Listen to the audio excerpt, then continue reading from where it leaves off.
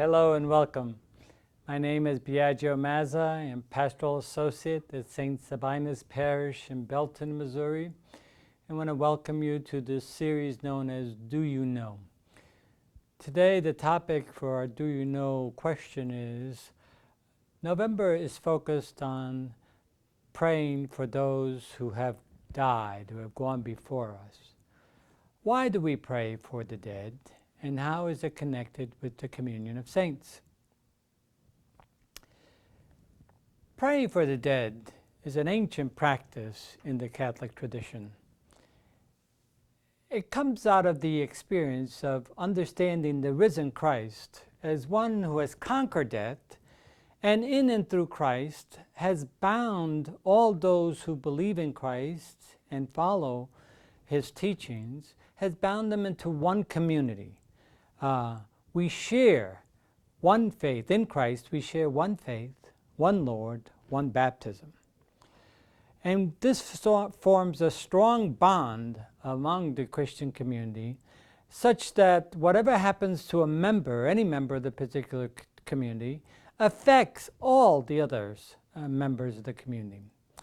So when one dies, it is natural for the community to be concerned for one who has died, because we pray to God that just as we showed care and concern for them while they were on earth, that God would continue to show care and concern for them in death. And as a result of that, we pray consistently for the dead. And we also believe that in this community of saints, binding us together, in other words, death does not separate us from those who have gone before us. In this communion of saints, we also believe that those who have gone before us, care and concern is still there for us, and so that they pray to God for us as we pray for them in our care, mutual care and concern as the community of Christ.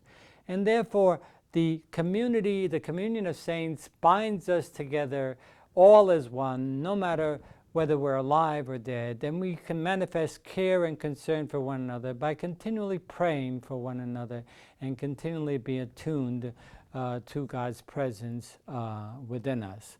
So the month of November is a time to really focus in on prayers for those who have gone before us as they continue to pray for us.